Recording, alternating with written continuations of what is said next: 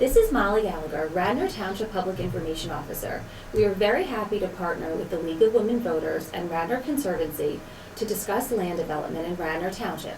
Joining us today are Steve Norsini, Township Engineer, Roberta Winters, past President of the League of Women Voters, and Gretchen Grobel, Executive Director of the Radnor Conservancy. Welcome to you all, and thanks for being here. Thank you. Thank you. We'll get started with Steve. Can you tell us what land development really means here in Radnor Township? Sure. It can mean several things, but I think to most people, and what we should talk about is if a housing development is going in near them, right, that's a land development project, and in a lot of cases, if a new building is going up. So we have the commercial and residential. The rules are the same, but there are somewhat different outcomes for the two. So what we do in engineering, we regulate through the land development ordinance. I think the easiest way to put it is everything from the ground and down, right? So that could mean traffic, parking, the grading, the curve of the street, the slope of the street, the type of curbs that are used, the storm sewer, which is used to convey the stormwater, which is different than the stormwater management, the sanitary sewer. Aside from shade tree, there's a street tree planting requirement in Saldo. So it's pretty all-encompassing of everything that occurs except the building or the houses, right, which fall under my colleague who you'll be speaking with later. Great, Steve. Can you tell me, when you look at a land development project, what kind of criteria are you looking at? That's a great question because often folks ask, how can this be built, right? And the reality of it is, as the staff reviews plans, and from an engineering standpoint, we really cover things very well. So we have the subdivision and land development ordinance. In that, all those things I talked about. It also gets reviewed from a stormwater management standpoint through the stormwater management ordinance. We also do the zoning review. To do that, we have Gannett Fleming, who is our appointed Saldo reviewer, right? And I work with them, so they do that review. We have contracted with Gilmore and Associates solely for traffic and transportation. So depending on the development that comes in, I have the ability as your township engineer to require a traffic impact study, and I set the limits for those studies. And we do that, and Gilmore will perform that review. We also have the Shade Tree Commission. So anybody that comes in for land development, 99.9% of the time will go before the Shade Tree Commission, and they are going through that project based on the Shade Tree Commission requirements. So it's subdivision and land development ordinance, stormwater management ordinance, the zoning ordinance, and ultimately the shade tree ordinance. That's all done through engineering and with our contracted consultants. And suppose as a resident I had a concern about something like that, what would I do? So absolutely, you can call the township building, ask for me. Trish Sherwin, she'll direct you to me. We have a new website. And there's a great function and feature on that website, which is how you can go in and ask if you have a concern. It's like a drop down. I have this concern. You fill out the form, hit send, and it's going to get directed to whoever you need.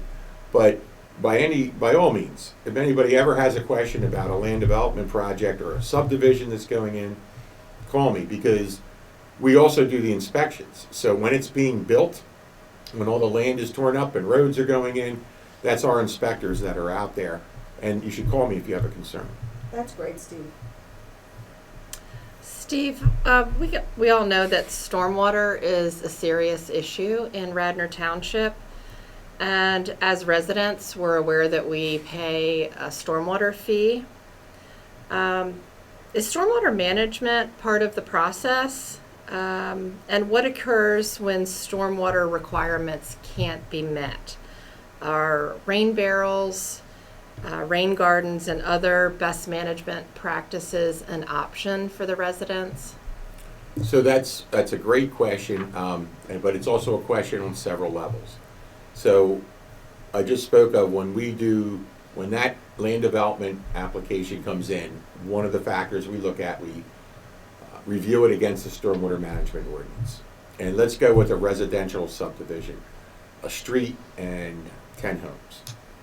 So as part of that stormwater management, that developer is going to be required to take that street, that new impervious, the new road, and that's going to have to comply to our stormwater management ordinance.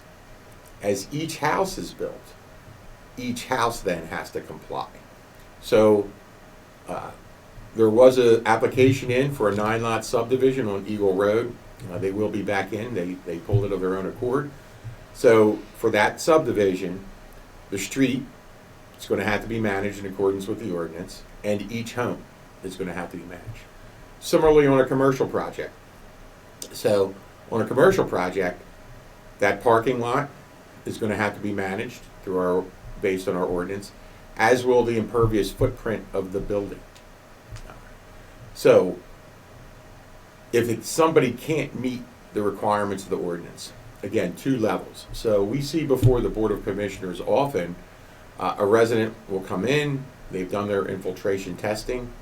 Infiltration testing does not meet our requirements, meaning the ground cannot soak up water. So that's on a small basis. That might be an addition, that may be a single home, that may be a deck, something like that. So the ordinance says, and it only says this, if you can't meet those requirements, you must request a waiver from the Board of Commissioners. That's all it says. There's no other parameters. So I always tell those folks, I'm not the board, I don't get a vote, but I'm telling you, you need to offer something, right? You can't just, it's not good to just come and say, I can't meet it, I want to build. Okay, so there's a whole host of things they can do, and so it's not based on the ordinance at that point, right? They have to try to make up for the fact that they cannot infiltrate. If it's a small project, rain barrels could very well, if it's a small deck. Another important item to note that is, if you are under 500 square foot of new impervious, there is no requirement for stormwater management. So I can tell you on a regular basis, I see permits come in 480 square feet, 490 square feet. Perfectly legal, nobody's usurping anything, but they don't want to get into stormwater management. On a larger subdivision, that's a whole different process because the quantities are greater, right? It's a larger magnitude.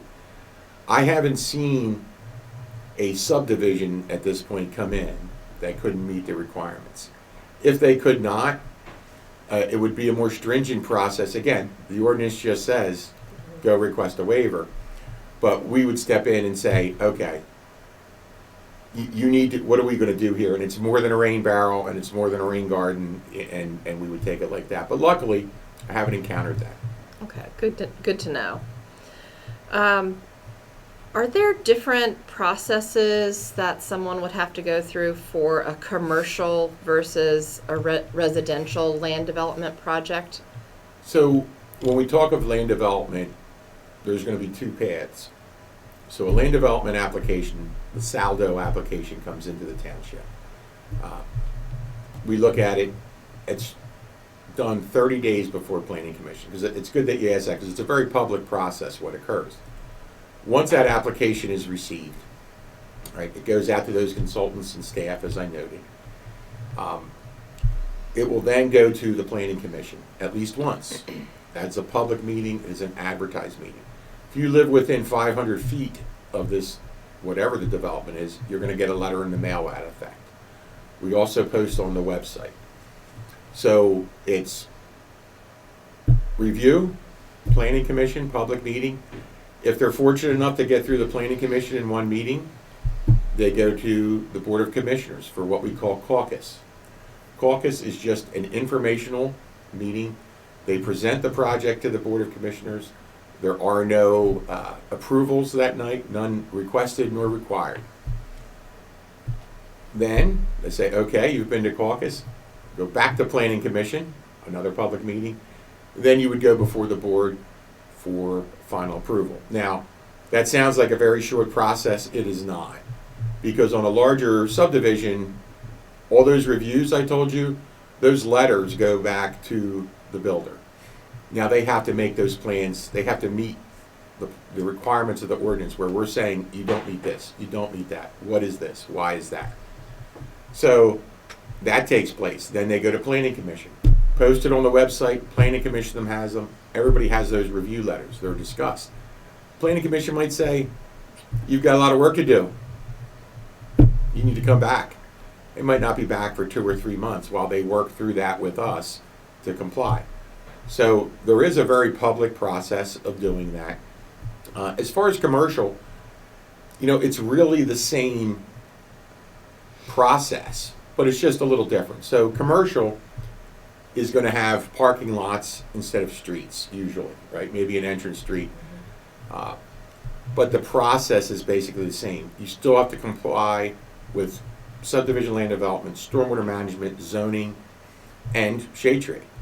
And you're going to be speaking with my colleague Kevin Kashansky at a later time. If you don't need any type of zoning relief, variance, map change, anything like that, you have a clearer path. Most developers, through their consultants, their attorney, and their engineers, will know that they need some type of zoning relief. They know that ahead of time. Or they will meet with us prior to a submission, and we'll tell them, you need to do this. So that will take them down the zoning path through our zoning hearing board, that quasi-judicial board that rules on that. They'll get that done first, and that could take X amount of time. Then they go back through the process of land development, because if they can't get the zoning what they want, that can reduce the number of units of their housing development or condos, or the size and footprint or height of their commercial building, which may or may not make them decide that they may not wish to move forward with it, right? If they can't get the proper return on things. Same process, but just different sides of the coin. In lots of neighborhoods, Steve, houses are being added to. Sometimes houses are torn down and a new house is being built. And in our community, people wonder, how did that happen? I didn't know anything about it. I get those calls all the time, so that's a very, very relevant question. So all those requirements I noted with subdivision and land development, right, for the notification, that's for those types of projects. And what our residents need to remember is us as staff can only operate within the confines of the ordinance. So I guess along those lines, somebody will call and say, how could you let them build this here? Well, the reality of it is they met all the requirements of the ordinance. So the house may not match the neighborhood in size and height, but they met their requirements.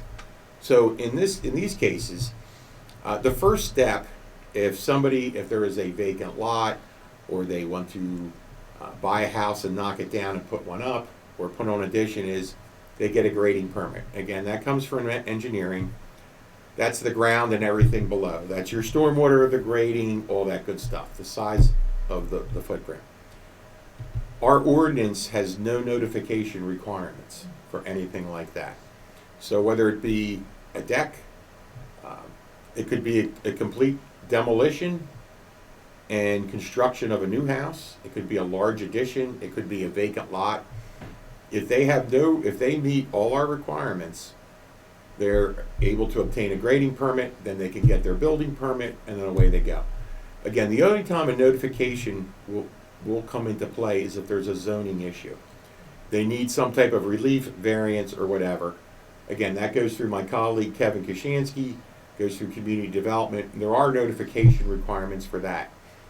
But on the whole, if I lived next to Gretchen and there was a vacant lot, and I wanted to build on it, and I submitted a grading permit that complied, and somebody submitted that same building permit to our community development, and everything was in full compliance, reality of it is Gretchen won't know till the trucks show up that I'm building that house there. A lot of folks, or a lot of builders, if they're smart, they'll reach out to the community, maybe even in a very casual way. Hey, by the way, I bought this lot. I'm going to be building here. I bought this lot. I bought this house. I'm putting it, I'm going to flip it. Some do, some don't, but there is no requirement for that notification. But again, if you have a question, what's going on? Why is this occurring? Please call me, and we'll let you know what's happening. Steve, as a resident, how do folks learn more about development properties here in Radnor? That's a great question, Molly, because we do get a lot of calls. So there's, in that process I mentioned about the subdivision land development, if you live within 500 feet of that property, part of our ordinance is you're going to get a letter that says this project is going to the planning commission. It's a public meeting. So that does the immediate neighbors. Our website is, again, it's new, and I got to thank Molly Gallagher for all the work she did on that.